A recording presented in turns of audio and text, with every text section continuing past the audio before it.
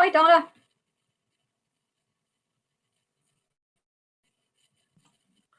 Thank you for the nice message on my video. How are you? I'm good. When's your last day? It was last Friday. Oh, okay. Okay, so you're off the clock. Well, congratulations. Thank you. Oops. Ann Bybee, she was an employee, now she's a city council member.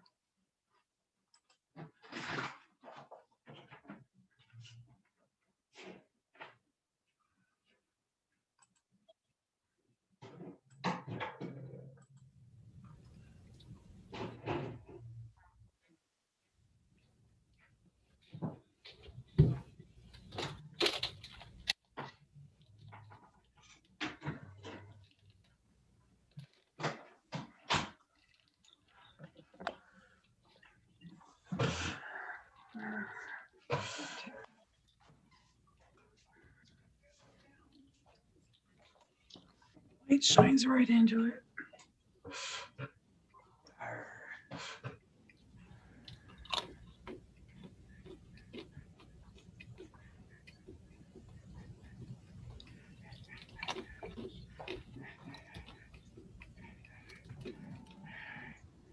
Hi, Donna. Hi, Ann. Thanks for joining us this evening.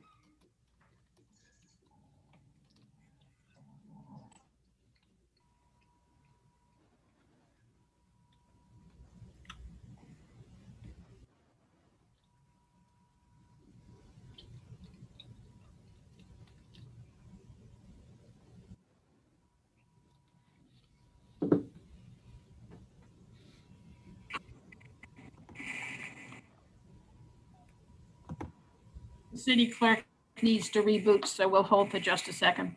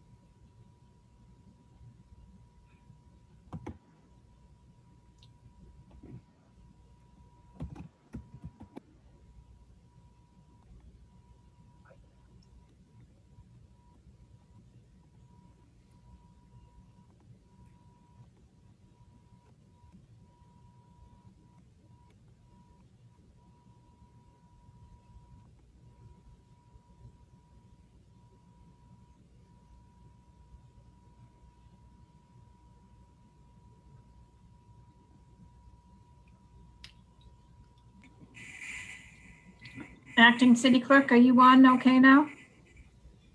Yes, I am. Thank you.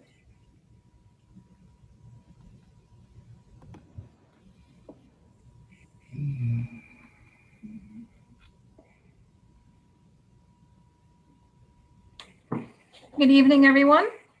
I will call to order this regular meeting of the Campbell City Council this Tuesday, March 2nd, 2021.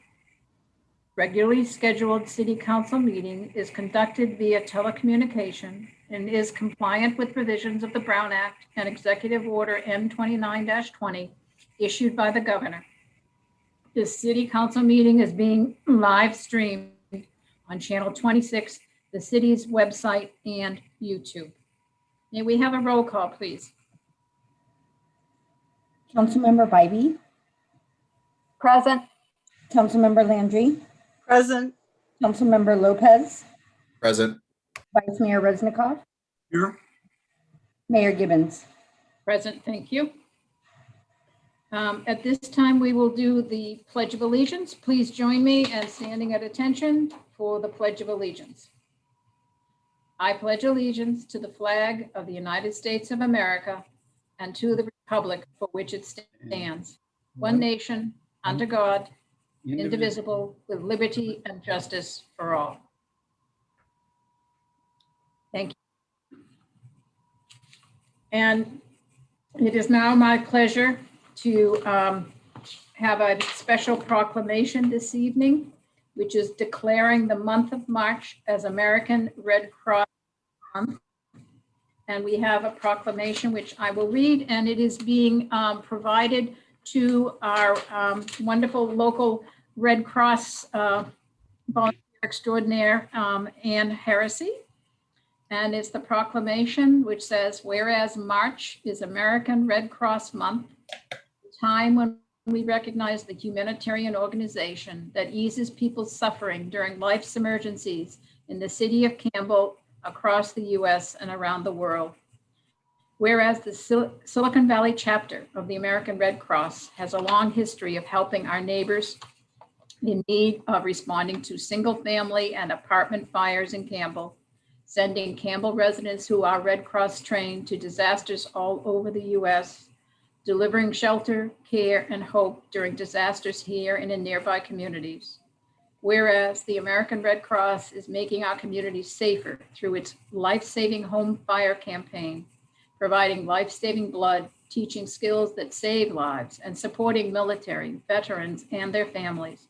And whereas the city of Campbell would like to remember our heroes who helped people in need and worked tirelessly to assist their neighbors when they needed a helping hand.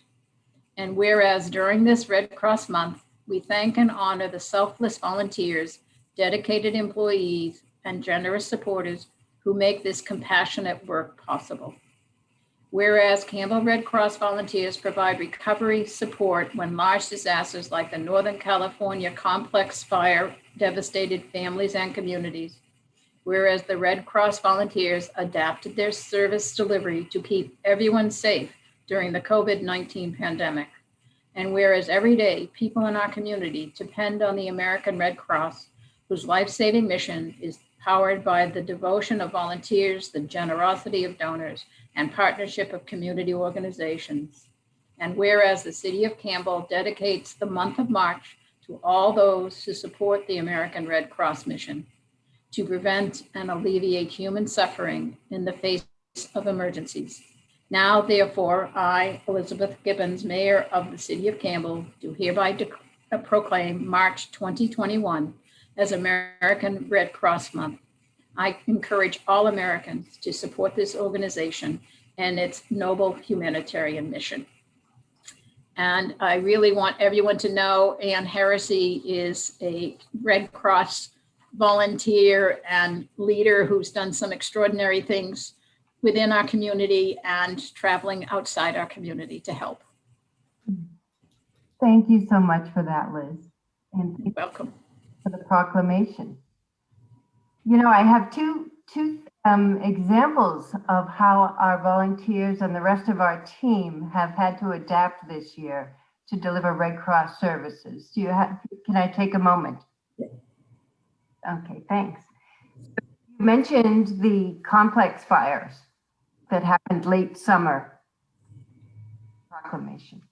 And that was a real challenge on how do we take care of that many people in a pandemic environment and keep them safe and keep our staff safe. So we had hundreds of people evacuate to Santa Clara County. We couldn't use our usual model. which would be the opening up a gymnasium and putting cots, many cots in the same room. That just wouldn't do. So instead, Red Cross had, knowing that we were likely to have a bad fire season, we developed relationships with dozens of hotels and hotel managers and explained to them how we might need them during a disaster. So because we did that work ahead of time, when it happened, we were able to put families in their own hotel rooms, keeping everybody safe. And it was a huge lift because there were, I think at the height, 62 hotel rooms. So keeping track of everybody, getting 3 meals a day to all those people in all those hotels was quite a challenge. But the volunteers came through and we were able to get that done. And the other example is over on the blood services side of the house. Red Cross continues to collect blood donations, but they've changed the process so that when a donation comes in, every donation is tested for antibodies. And those donations that have COVID-19 antibodies can be used to help other people who are seriously ill from COVID-19. And we've been able to collect 56,000 donations so far. This began in April. So those are just two ways that, you know, the Red Cross and the Red Cross volunteers just continue to do the good work that they do. Oh, that's through the great stories. Thank you so much, Anne. And we are very lucky to have you in our Campbell community and being a long-standing resource to all of our programs. And we thank you and the Red Cross very much. We have the Red Cross Blood Bank here on Hamilton Ave. And I know they're looking for type O positive blood at the moment, but donation is an important thing. And I think Councilwoman Landry is a known donor. So thank you very much. Well, thank you. All right. With that, we have the next portion of the meeting is communications and petitions. We don't have any of that this evening. We will go to the oral request portion of the meeting. This portion of the meeting is reserved for persons wishing to address the City Council on any matter not on the agenda tonight. Persons wishing to address the council are requested to ask to register in advance. Speakers are limited to 2 minutes. The law generally prohibits the council from discussion or taking action on such items. However, the council may instruct staff accordingly regarding oral requests. Has the Deputy City Clerk received any comments on an item not on the agenda? Yes, we have Tim McKenzie. Thank you. Mr. McKenzie, please join us. Hi, my name is Tim McKenzie. I use he, him pronouns. I'm a postdoctoral researcher at Stanford. I'm the chair of the Labor Working Group of the Silicon Valley chapter of the Democratic Socialists of America, and a resident of Mountain View. And I wanted to reach out about something that happened in Mountain View recently. The city made the decision to provide free period products in municipal restrooms.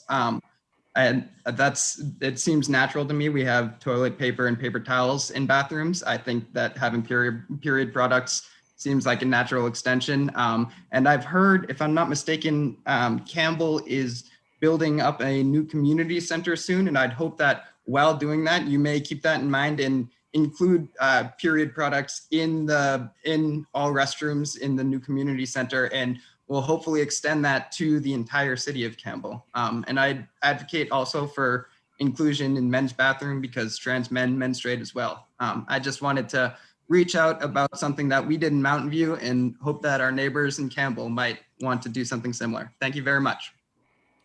Thank you for that information, Mr. McKenzie. We are building actually 2 new buildings, a new library and a new police building. So your comments are relevant and staff has been made aware of them through your presentation.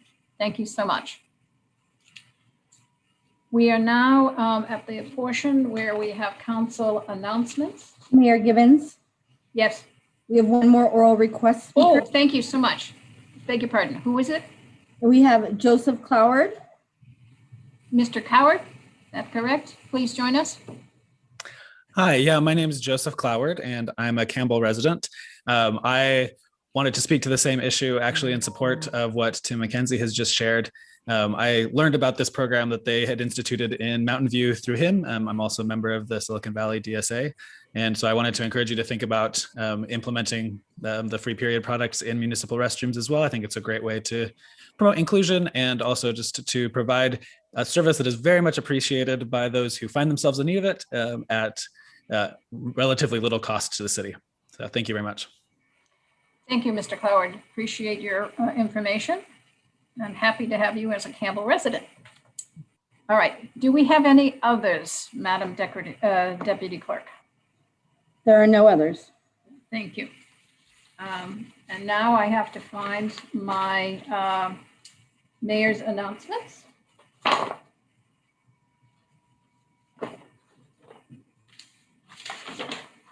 Okay.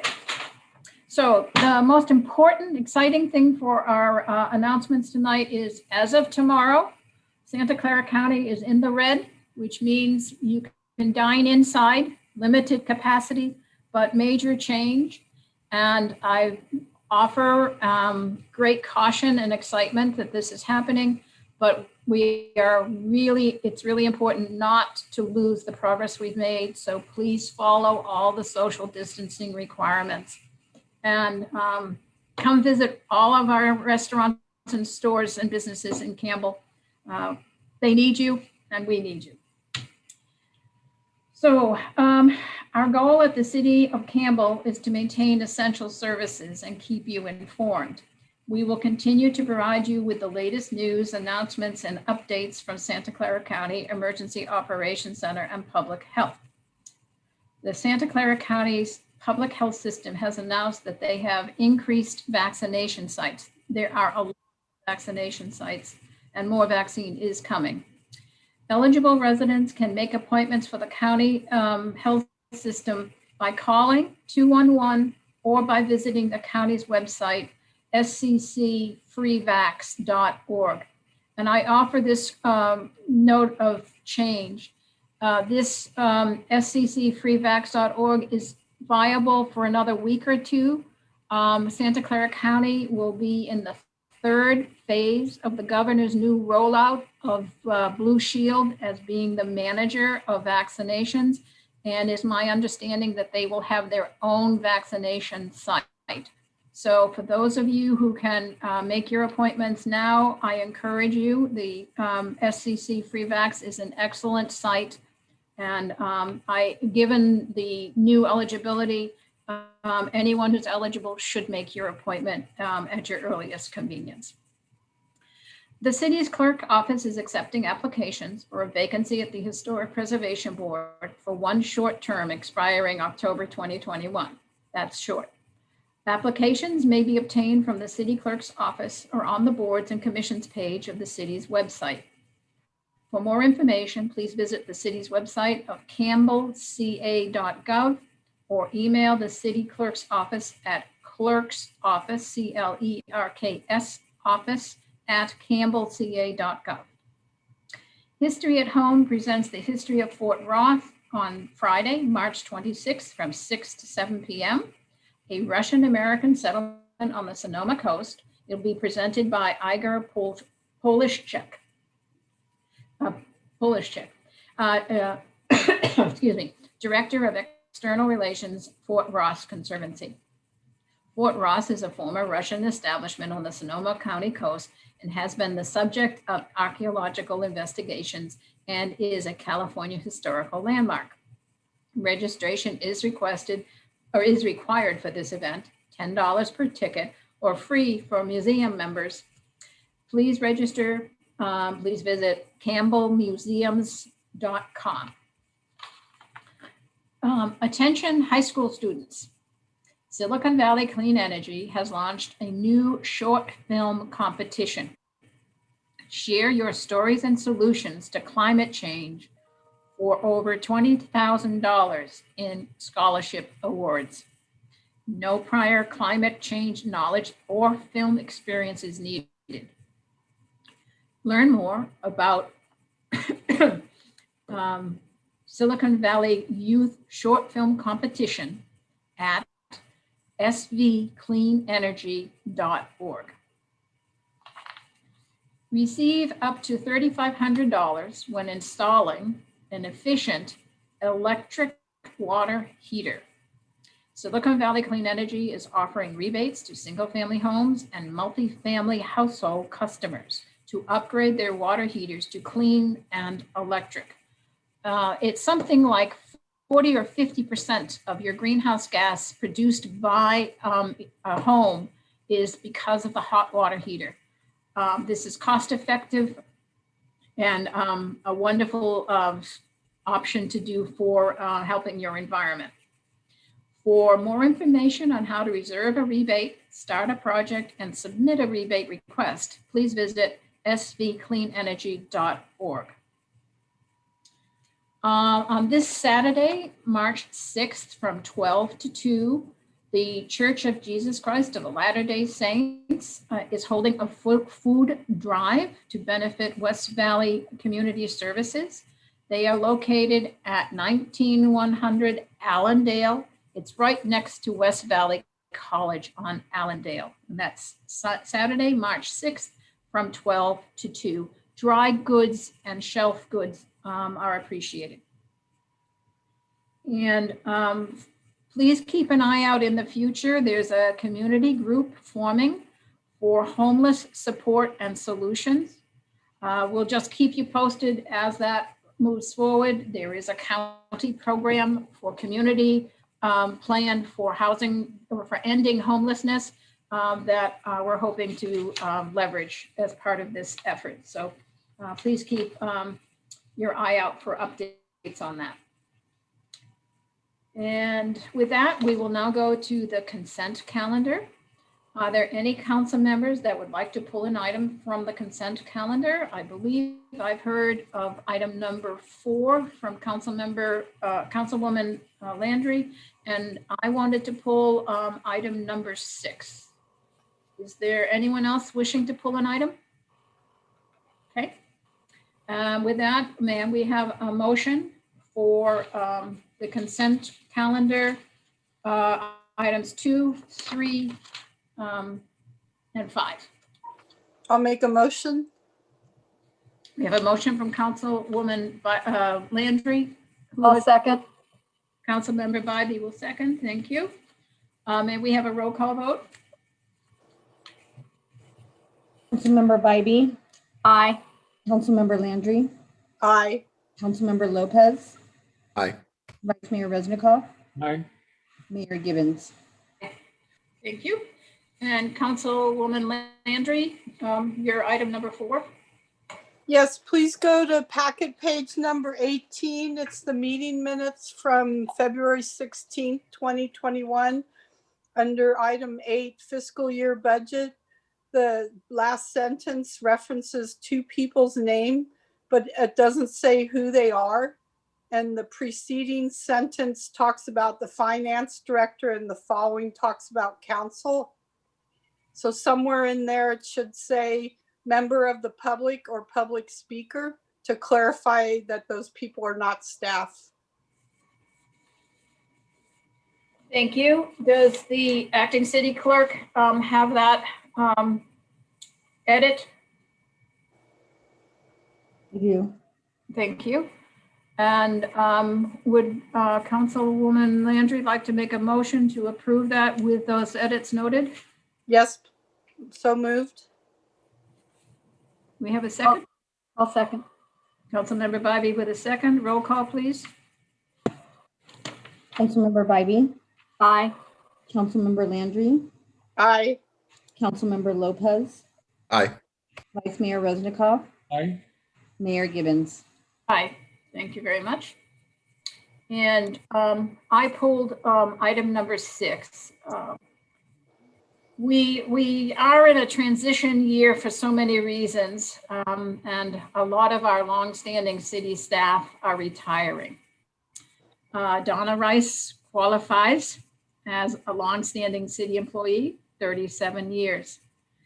But I think it's really important to know that Donna's one of those people you hear about. You don't even have to meet her to know that she is our senior center guru, wonder worker, extraordinaire. Everything she plans is overbooked because the community, our seniors in particular, know how wonderful the events are going to be.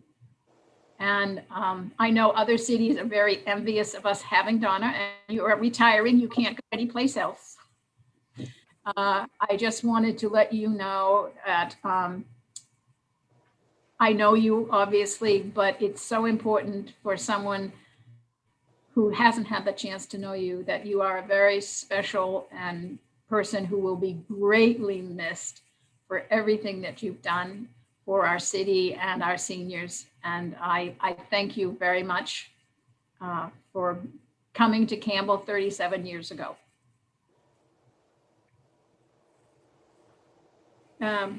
Councilmember Bybee and then Councilmember Lopez. So I would just like to add on to that and congratulate Donna in her position as the Recreation Program Coordinator. She supported the Adult Center and coordinated lots of trips and activities for older adults. And I think more importantly, she was able to connect older adults to the broader community, promoted health and wellness, and add it to their overall quality of life. And I just want to say congratulations, Donna. Thank you for your dedicated and committed service to the city of Campbell for 37 years. Well-deserved retirement. Thank you. Councilmember Lopez.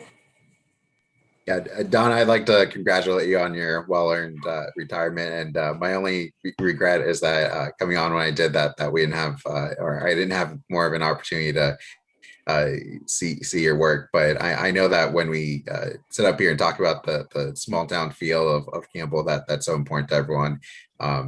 Really, employees like you are what make us that and contribute to that community feeling. So thank you for many years of service and congratulations on your retirement. Thank you very much. Enjoy. Congratulations. May I say a few words? Oh, yes, of course. I wrote it down so I wouldn't get all tripped up. I just want to thank you all for this honor, for the resolution. And I just have been very blessed to be a small part of what makes Campbell such a wonderful city. When I first started, the senior center was in the lower level of the Campbell Library. We only had one room where we did activities. So moving over to the community center was a huge bonus for the recreation department, the senior center, and for the city. And it has been a wonderful place to work. And I've just had the pleasure of working alongside a very dedicated group of other recreation professionals for a lot of years. And I know that together we've enriched the lives of many Campbell residents by providing opportunities for them to be more active, stay fit, and have fun. And as Mayor Gibbons stated, I've had the unique pleasure of specifically making a difference in the lives of older adults. And they've enriched my life. They've taught me how I want to grow old. And I'm so thankful for that. And I just appreciate knowing that over the years, the City Council has been very supportive of the Recreation Department as a whole. And that means the world to all of us who've been workers there. And as I move on to the next chapter of my life, it's with a very grateful heart and a lot of wonderful memories. I want to thank the City Council and the city staff and Campbell residents and all the participants of the Community Center for all the support and encouragement that I have received over the years. So thank you very much. Thank you very much, Donna. So with that, I'd like to make a motion that the council adopt a resolution commending Donna Rice upon her retirement after 37 years of dedicated service to the city of Campbell. Second. I have a motion by Councilmember Bybee and a second by Vice Mayor Resnikoff. May we have a roll call vote, please? Councilmember Bybee, Aye. Councilmember Landry, A wholeheartedly aye. Councilmember Lopez, Aye. Vice Mayor Resnikoff, Aye. Mayor Gibbons. Aye. Thank you. Congratulations, Donna. Congrats. Joanna and Rudy are never going to be the same without you. I still plan on going on trips when they come back. If they Well come done. back. Well done. Thank you. We will now move on to the public hearing and introduction of ordinance component of our meeting. Members of the public may be allotted up to 2 minutes to comment on any public hearing item. Applicants and appellants and their representatives may be allotted up to a total of 5 minutes for opening statements and up to a total of 3-minute maximum for closing statements. Items requested, recommended for continuance are subject to the council's consent at the meeting. Item number 7. This is the continued public hearing to consider a city-initiated zoning code amendment, PLN 2018-163, adding new chapter 21.45, temporary use permits, to the Campbell Municipal Code and amending various other sections of Title 21 and Title 5 of the Campbell Municipal Code pertaining to the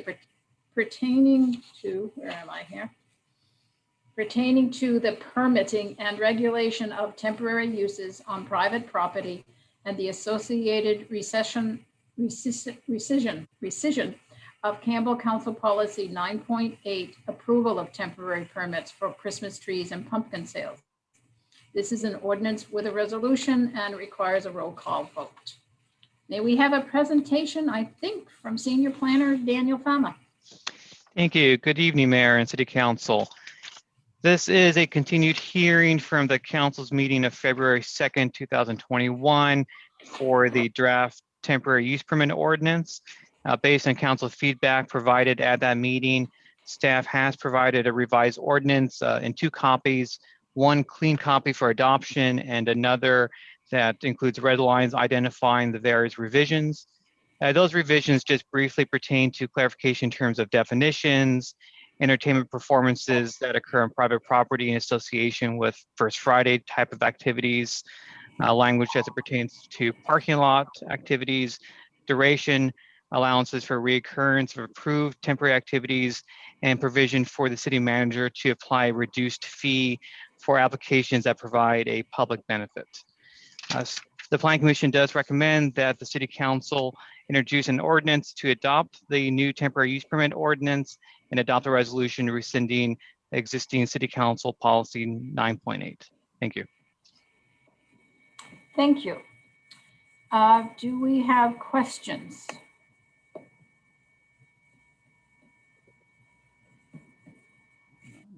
I'm trying to get my page to come up, sorry.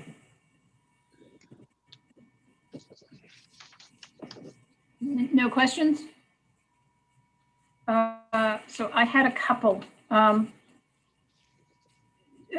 are minor. I was wondering, how does this, to put this effort in context, how does this effort fit, this example fit into the overall effort that staff is doing versus the consultant, Ramey and Associates? I believe that question pertains to the next item. Where am I? We're still on item 7. I believe that's a question for item 8, the NILCA general plan amendment. All right. All right. I have to put my head back on. Yes, you were right. My reading didn't connect with my brain. Okay, no one has any questions on this one. I don't either. And with that, we will close the question period and open up the public comment period. Do we have any comments from the public acting city clerk? Yes, we do. We have Ken Johnson. May we have Mr. Johnson join us, please? Good evening, Madam Mayor, members of the City Council. Ken Johnson, I'm the Executive Director of the Campbell Chamber of Commerce. And since I've been on here for this temporary use permit, having discussions opposing it, I felt it only appropriate to come back and in support of it, given the work done by Daniel and Director Kermoy. I want to thank them and the staff for their openness and they're willing to collaborate with the Chamber of Commerce. I think what we ended up with is something that is good for the city and will not be a punishment in any way to any of the businesses. I think the way it's written now is fair. And I would just say that I could support it the way it's written. I just thought it important to come back and tell you that in person. Thank you for that comment, as always, Ken. Thank you. Are there any other public speakers? There are not. There are not. Thank you. We will close the public hearing and bring the discussion back to the council for comment or a motion. I would just like to comment that I support what Ken Johnson just said. Staff worked very hard and the end result is a very nice benefit to everyone in our community. So well done. I'll make a motion Councilwoman Landry? that the recommended action is that we take the first reading and introduction of the ordinance amending the new chapter 21.45 temporary use permits to the Campbell Municipal Code, amending various other sections of Title 21 and Title 5 of the Campbell Municipal Code pertaining to the permitting and regulation of temporary uses on private property. And number 2, adopt a resolution rescinding City Council Policy 9.8, approval of temporary permits for Christmas tree and pumpkin sales. I'll second. We have a motion from Councilwoman Landry and a second from Councilwoman Bybee. May we have a roll call vote, please? Councilmember Bybee, Aye. Councilmember Landry, Aye. Councilmember Lopez, Vice Mayor Reznikov, Aye. Mayor Gibbons. Yes, thank you. Appreciate that. Okay, we are now on to, let's see, do we need another motion on that? Or are we okay? Yes, we do. We need to read the title of the ordinance. Let's see, I think someone in, some other council member should do that? Typically, the city clerk would read the title of the ordinance and then the council would make a motion to waive further reading. Thank you. Being an ordinance of the City Council of the City of Campbell to adopt new chapter 21.45 temporary uses and amending various other sections of the Campbell Municipal Code pertaining to the permitting and regulation of temporary uses on private property, file number PLN 2018-163. I'll move further reading. May we have a second? I'll second. We have a motion by Councilmember Bybee and a second by Councilmember Lopez. And may we have a roll call vote, please? Councilmember Bybee, Aye. Councilmember Landry, Aye. Councilmember Lopez, Aye. Vice Mayor Reznikov, Aye. Mayor Gibbons. Aye. Thank you very much. All right, now we'll see if I can get myself back on track. And this is item number 8, the North of Campbell Ave NOCA General Plan Amendment. This is also a resolution with a roll call vote. And this time it's Stephen. All right, thank you and good evening, Mayor Gibbons, members of the City Council and Councilwoman Landry. The 8th item on the agenda is to consider adopting a city-initiated general plan amendment to the north of Campbell Avenue area plan. 1 second while I load the presentation. There we go. Okay, so this particular item is before you as a result of direction from the City Council in 2019 for staff to prepare objective standards and procedures for all residential projects in response to recent changes to state law. The update is focused on clarifying existing policy language and is not intended to create or even change the meaning of existing standards or policies. The proposed changes to the NOCA plan and related sections of the general plan represent a short-term fix aimed at resolving issues that can be readily addressed by staff. General plan policies and strategies related to design of projects in NOCA, such as strategies LUT 15.1E through 15.3 will be addressed as part of a long-term solution prepared by the city's objective standards consultant, Ramey Associates, who was hired by the city last year in June to help with the update. While the NOCA plan was selected due to its brevity, you'll see as part of the report that there were plenty of changes that were still required. Recognizing this is the first of several area plans that the city will need to return with, please also consider this an opportunity to provide feedback on the format of the report and the presentation of the materials. So that we can successfully navigate this process as we move forward with more complicated items. So the general approach by staff on this was, in preparing changes, we conducted an assessment of both the NOCA plan and the related sections of the general plan to ensure that any proposed changes would be both internal, that they would be internally consistent. As an outcome of this review, we discovered that both the floor area ratio contained in the general plan and in the NOCA plan, as well as the maximum dwelling units per gross acre, were fundamentally inconsistent. So to resolve this discrepancy, the Planning Commission has recommended that the general plan strategies, which are here on the screen, be revised to match the standards found in the area plan, because it appears that the strategies that were in the general plan were due to a copy-paste error, a small but significant copy-paste error. But that does have a material difference in the expression of the maximum density and floor area ratio allowed in the plan area. So that was kind of an important decision that they've made. And just in general, despite our best efforts when going through this document to really focus on just clarifying existing standards, there were two other points which require discretion on the behalf of the Planning Commission that are worth mentioning. The first of which is here on screen, and it pertains to the allowable land uses.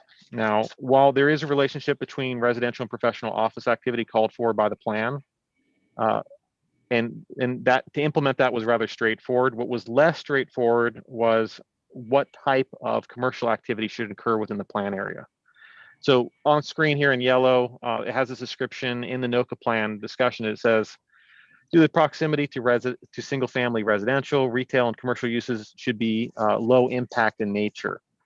So the plan itself is kind of recognizing that this shouldn't be the most intensive commercial activities, and commensurate with that, the Planning Commission has recommended that within the boundaries of the NOCA plan that we limit those uses to those of the C1, the neighborhood commercial zone district, as opposed to, say, our general commercial land use, or general commercial land use and zoning designation, which is you typically find on major commercial corridors like Hamilton and Baskin, like you see here on screen. The other key decision point that was made by the Planning Commission was how to best address a development restriction which occurs in the strategies in the general plan, which pretty much says that development along Harrison should be limited to no greater than 13 units per gross acre, but the policy language in the general plan is unclear as to how that is determined or how that should really be verified for compliance. So the approach taken by the Planning Commission and recommended in tonight's action is to kind of carry what was already, we have the Ainsley Square development within the plan area. And over here on the right, those units which are abutting Harrison are about 66 feet deep. That's the lot depth of just the front facing units. So the idea here in the plan would be to carry that same depth in applying a maximum units per gross acre standard up through the rest of the project, continuing up, effectively applying to just the other parcel to the north, which is at the corner of Harrison and Salmar. So that, again, that was the approach taken by the Planning Commission, because again, the plan didn't really have a great deal of clarity on how to approach this. That said, so I mean, that kind of covers the changes within the area plan which are more significant. But in the staff report, we also provided a discussion of general plan amendments in general. And we're recognizing that if this particular general plan amendment is adopted, it would use one of the city's 4 allowable amendments to the land use element. The slide, what it's capturing here is a list of additional amendments which may come before the council this year. While it is very unlikely that all of these will be heard, should that happen, the council could always bundle 1 or more general plan amendments to the land use element together as a single hearing item. And that would only, again, count as a single update. That said, as an alternative, the council may also consider continuing this particular item, effectively directing staff to bundle this particular general plan amendment with other related general plan amendments that will be associated with the objective standards update. With that said, and in conclusion, the Planning Commission recommends that the City Council adopt a resolution approving the proposed amendments to the NOCA plan and related sections of the general plan. And this concludes staff's presentation. Thank you. Thank you, Stephen. And we have questions from Councilwoman Landry. Hi, thank you, Stephen. Refresh my memory, was the Campbell Village neighborhood plan already updated to objective standards? It's not listed on your second to last slide. It has not been, and let me see if I actually had included that. Now, on the, you listed those 4 projects, and the last right. one had NOCA, SOCA, but I didn't see the CVNA. And there's a reason for that. The Campbell Village neighborhood plan is actually not adopted as part of the general plan. So it doesn't actually require a general plan amendment to be adopted. And it was only adopted by, I believe it was resolution. So that particular, unlike the NOCA plan, the SOCA plan, the Santa Moss area neighborhood plan, those plans are actually adopted as exhibits, appendices of the general plan itself. So amending those plans in any way constitute a general plan amendment. But the Campbell Village neighborhood plan was prepared after the adoption of the general plan, and therefore does not require a general plan amendment to be Isn't that plan coming forward though, in the general plan update? Isn't that listed as one of the plans to include now in the general plan? I believe so. I believe that the intent would be to roll all of these into the new general plan, but I could let the community development director speak to that. Hi, Paul. Hi, Councilwoman Landry, members of the City Council. Yeah, that we have not received that direction that all of the city's area plans be incorporated into the general plan. If that's where the City Council wants to go, of course, you can certainly do that. But just to focus on the conversion of subjectivity to objective standards, staff has already worked on the Campbell Village neighborhood plan. Because many of the changes needed only required some pretty minor changes. It was a pretty thorough plan. Where it gets tricky, and this is where the value of the consultant comes in, is when you start talking about design review and compatibility and how do you turn those subjective kind of feelings and ideologies into objective standards. So that's where you're going to see the value of the consultant. They've already reviewed as well what Stephen and I have worked on, and then they're fine tuning that. So we're going to see, and we still need to kind of strategize how you want to see these objective standards. The NOCA plan is really your first shot now of looking at what staff is doing to change subjectivity into objectivity. We could group them all in one. We can kind of trickle through so you can kind of see the progression. There's different ways to do it, but we are working on that with Ramey right now. Okay, great. Thank you. Councilmember Lopez. Thank you. Just a clarifying question on the presentation. In the portion when you're talking about the change from 20 to 27 and that was a copy paste error, how were you able to ascertain that that was the case? I just want to make sure that it truly isn't a policy change consistent with the objectives here. Yeah, so I mean, the current NOCA plan includes a table that indicates the maximum dwelling units per gross acre, that being the 20. So we actually have two different distinct standards, that coming from the strategy language and the NOCA plan itself, which are both part of the general plan that are internally inconsistent. So to get to your question, why do we think it was a copy paste error? If you look at the preceding sections of the general plan that come immediately above it, so we're in strategy 13. In the preceding section, I believe it deals with the Pruneyard and Creekside district. The Pruneyard Creekside district language is nearly identical. So it looks like what had happened was in the preparation of the general plan, they'd copied the strategies and policies pertaining to the Pruneyard Creekside district area. And just because it was easy and it was already formatted that way, they copy pasted it into the NOCA plan and they had not tweaked the numbers. So that was the argument that was presented before the Planning Commission to try to make sense of how and why that discrepancy occurred. And that seemed to be the most logical conclusion. Okay, thank you for the clarification. No other questions? Then I have a few. So thank you. I do want to make sure we understand where you want to end up with this, Stephen, in terms of a sample. But could you explain relative to where we want to end up is staff is going through and doing some objective updates, part of this example, but then we also have Ramey and Associates. Am I correct that they're also going to be looking at this and providing additional objective standards? What is the role of Ramey Associates versus this product we're seeing tonight?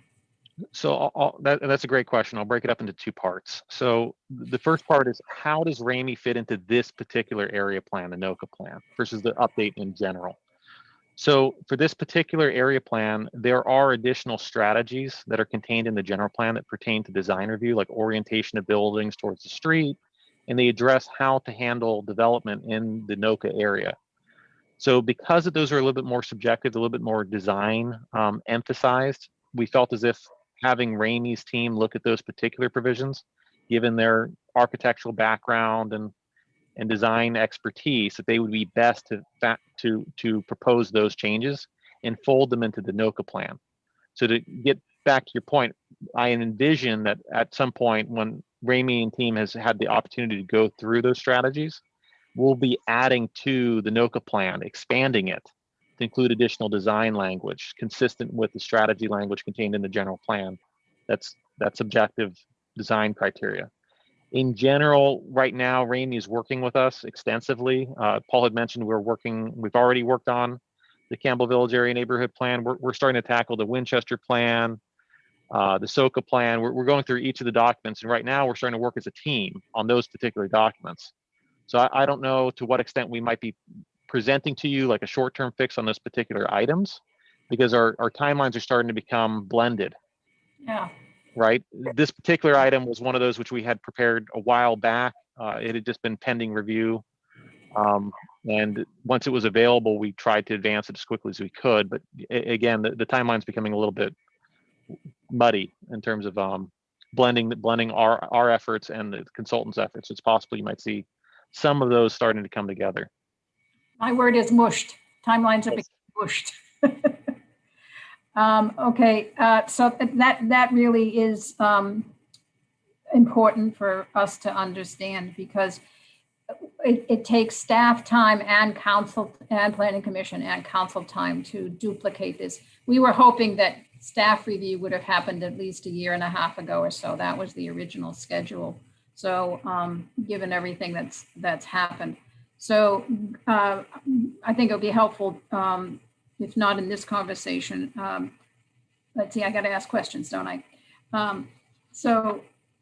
We'll cover that in the discussion. My next question is, I was surprised that the base diagram hasn't been, the boundary of the base diagram hasn't been changed because a large portion of Noka has already been developed and the parcels are different. Yeah, so insofar as again, our focus was really on the surgical update of just language, which was subjective. We weren't trying to amend the boundaries of the area plan or change them. Insofar that the current boundaries would and the standards would apply to any future redevelopment of those parcels, it's not necessarily typical that we would amend the boundaries just because a parcel or property develops. If we want to see redevelopment of that same site to be developed or built to those same set of standards, like those say specific to the Noka plan area. That said, the cover sheet graphic on the Noka plan itself is in fact very out of date. Yeah. And when we were looking at it, I mean, as staff, we were saying, oh, we're erring on the side of trying to retain as much of the document integrity as possible.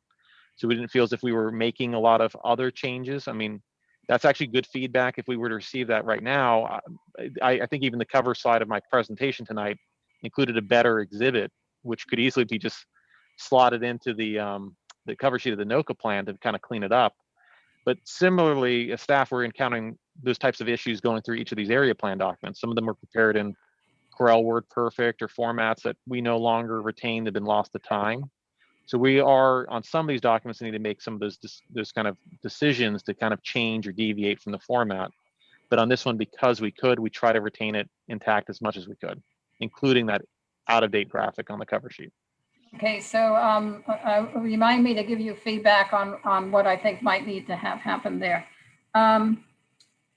You made a change to the map to assume residential property on the part of Harrison north of Salmar.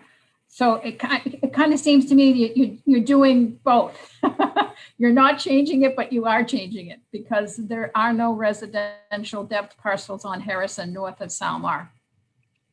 Yeah, so I wouldn't say we're amending a graphic. We're clarifying the text. So there's a policy language that says in the general plan that residential uses fronting Harrison, and this is anticipating even future development, which it could include, in theory, that parcel to the north at the corner of Salmar and Harrison, that it should that property redevelop in the future, and should that development include residential uses, that fronting residential use shall be limited to the density indicated by that strategy. So to what extent should that depth occur was unclear. So it is your intent. So that's why I'm asking, because the parcels are large parcels. They go long and deep. It is your intent to restrict this front 60 feet to single family residence. The idea, again, this is to be consistent with the strategy language, but yes, the idea would be that the first 66 feet would be limited to that density range. It doesn't necessarily translate to single family. It could be duplexes or otherwise. But beyond that depth, so imagine you could have one large development that extends well beyond 66 feet. But for those buildings, the residential units which are facing Harrison, it'd be trying to maintain that continuous development pattern of lower density residential uses, kind of like what you see at Ainsley Square. There's kind of cuter single family homes that you have there. Probably could be a little bit denser like duplexes, but kind of in that same kind of design or vision.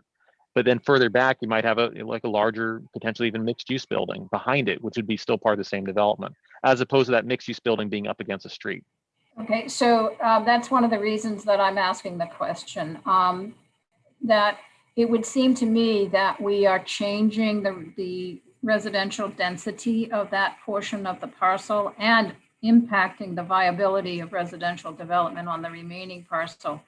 And I think I would just ask, are we sure, both here and in other places, that we aren't reducing the residential density that we cannot do by making this, what I'm going to call it, an overlay clarification? Because it could go from 8 to 20, right? And possibly up to 27.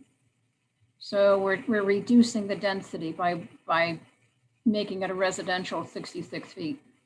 Yeah, I will absolutely say that if the council feels as if this isn't just clarifying an existing standard, that this is a change of policy direction from what the general plan is already calling for, or the NOCA plan is already calling for, that's something we're not trying to do. This update was trying to only implement what the plan was already calling for in the density. So in theory, we should not be reducing the densities because we're only clarifying existing policy. Okay, I think that's an important, have a memo someplace that explains that, because it could easily be interpreted otherwise. And I think I had two last questions. One is, there's a table and it says greater than 3 acres. Should that be 8 to 27 versus 8 to 20? I would say that this kind of, again, relates back to that concept of, is that a typo? Was that a copy paste error in the general plan where it speaks to allowing a maximum of 27 units per gross acre in the NOCA plan, or was that not? Because otherwise 27 units per gross acre would not be allowed.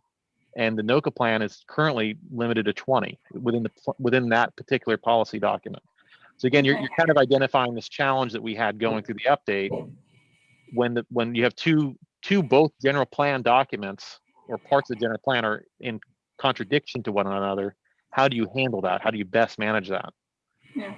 So we took the best. I did read your report. Right. So, all right, if you're comfortable that that's the right way to go, that's fine. And the only other comment I had was, I think that, and you started to say something in your presentation, and I'm sorry, you were a little muffled.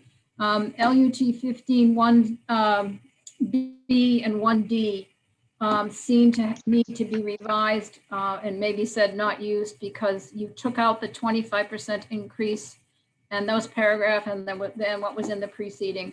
You might want to check those 2 paragraphs to make sure that they're consistent.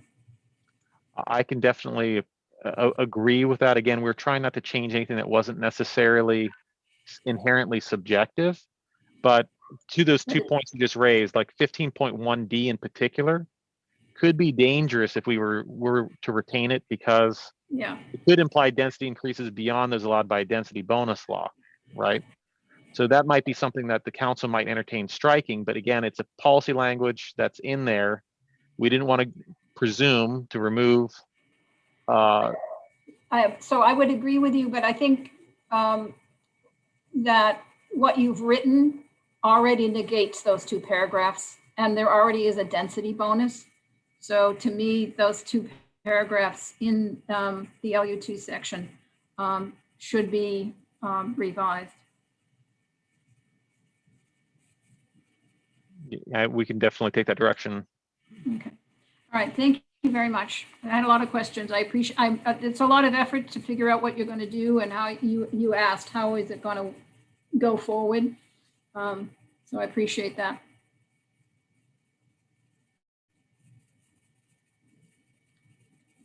If there are no other questions, we'll open the public hearing. Do we have any speakers from the public, Madam City Clerk? We do not. Okay.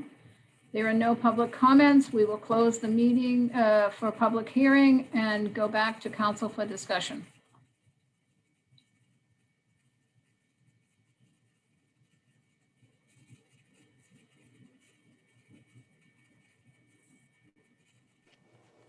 Is anyone wishing to make a motion? I'll make a motion. I make a motion that the city council take the following action. Adopt a resolution approving a city-initiated general plan amendment PLN-2020-151 to the north of Campbell Avenue area NOCA plan and related sections of the general plan to incorporate objective standards and procedures in accordance with recent changes in state law. There's a motion. Second by Councilmember Bybee, is that correct? Yeah. Yes. A motion by Councilwoman Landry and a second by Councilmember Bybee. I would just offer a comment on the motion, which is I would encourage staff to take a look at LUT 15 1B and 1D for potential conflict. And there was no comment from the council on format, so I believe that the presentation format is acceptable to council unless there's any additional comment at this time. Okay, so we have a motion and a second. May we have a roll call vote, please? Councilmember Bybee, Aye. Councilmember Landry, Aye. Councilmember Lopez, Aye. Vice Mayor Resnikoff, Aye. Mayor Gibbons. Aye. Thank you. That is approved. Thank you. I know that's been a tough challenge for staff to figure out what it's all going to look like. Okay. And at this point, we have council committee reports. Item number 9. Would anyone like to volunteer some council committee reports?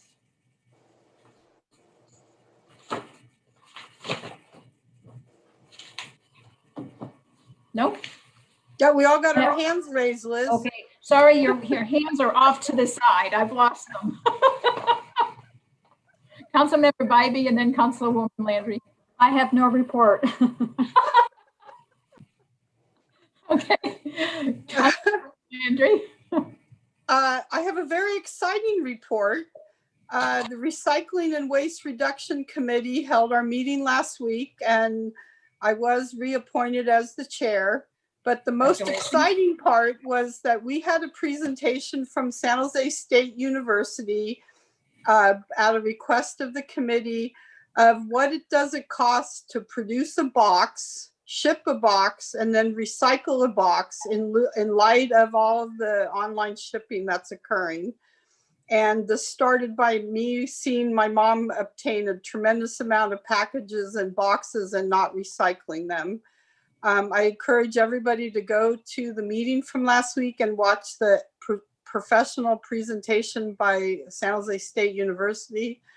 And the cost to the society of the boxes is tremendous. And the other outcome was how limited in what we actually recycle is. If cardboard gets wet, they can no longer recycle it back into high quality boxes. And that the classification system of plastic, which is 1 through 7 for recycling, that anything past 5 is actually not usable as recycling, and we're paying the cost to try to recycle them. So it was a very good meeting, and we approved their budget. Great. Councilmember Lopez or Vice Mayor Resnikoff?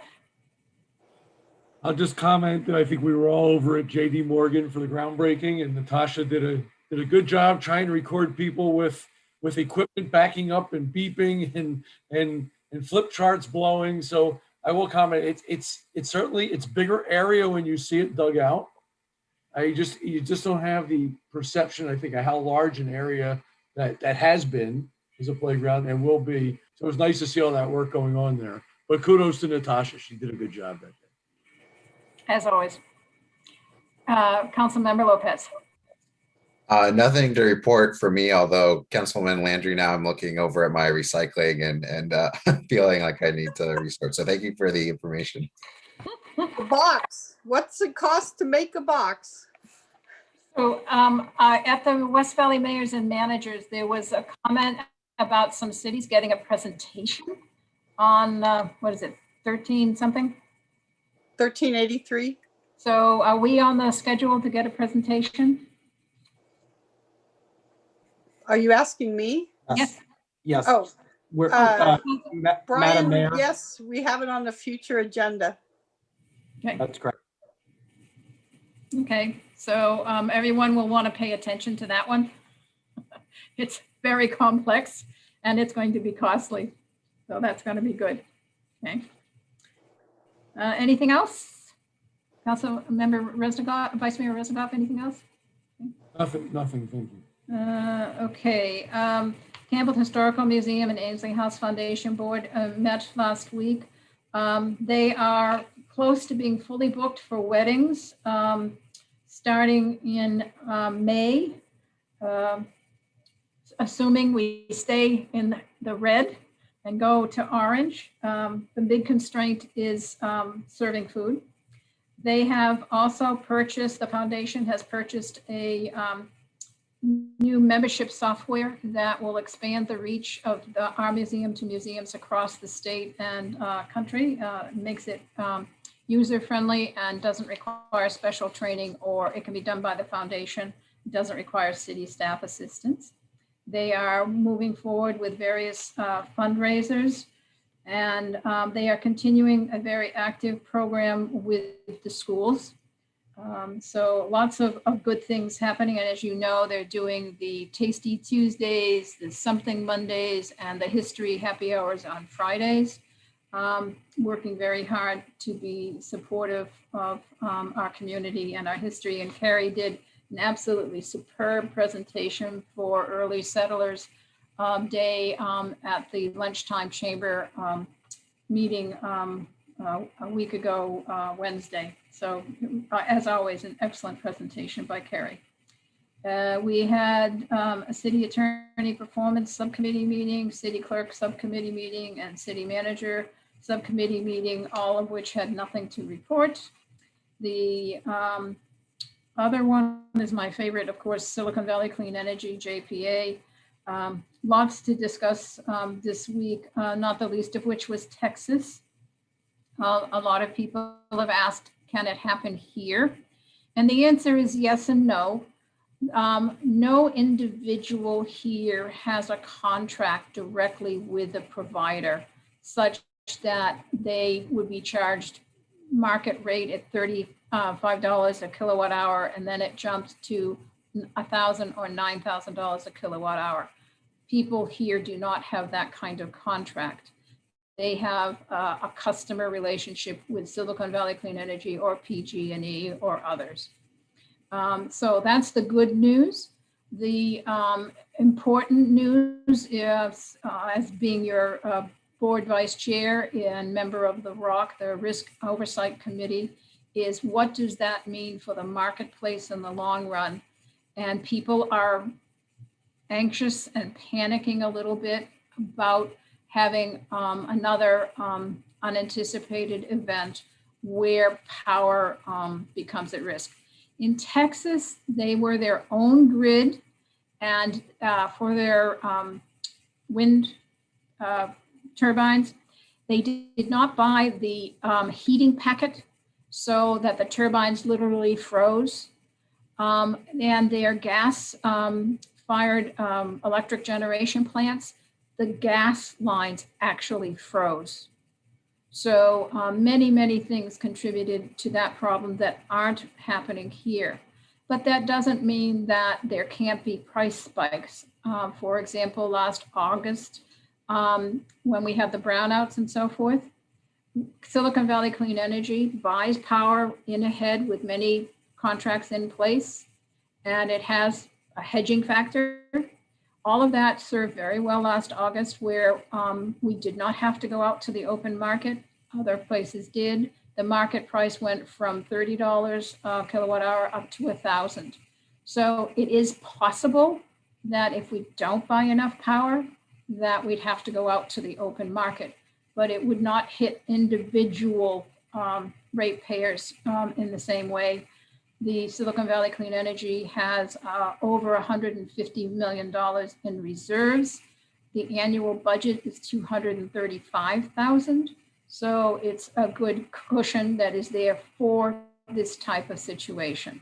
So just to help everybody with that, there is a there is a rate increase coming the 1st, or actually yesterday, the 1st of March. It is directly related to PG&E's rate increase that Silicon Valley Clean Energy has no control over, but we are still less than PG&E. So working hard to do all kinds of things to help with that. And then the West Valley mayors and managers met, had two presentations, one particularly good presentation from County Fire and Chief Bowden, that talked about the urban wildfire interface. Campbell is not faced with that challenge. We're nearby it, but we're not faced with it. It really affects our surrounding 4 city neighbors. And he went over a lot of the programs and changes and efforts that the county fire department is working on behalf of all of us. Very professional and very supportive. Major changes after all of the fires over the last few years that will benefit Campbell and our surrounding communities. So thank you for that. And then was a brief discussion on water rate increases.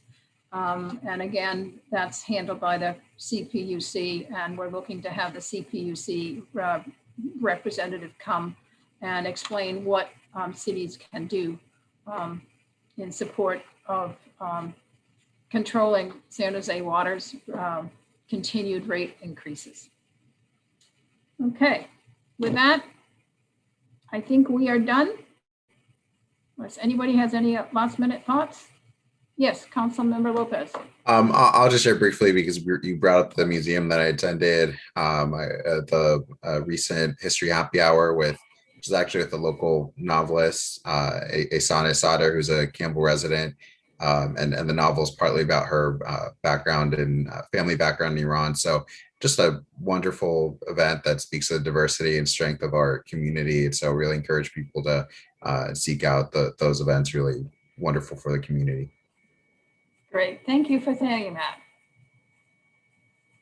Okay, on that positive note, we look forward to being in the red, to getting our businesses, come down and shop, come down and eat.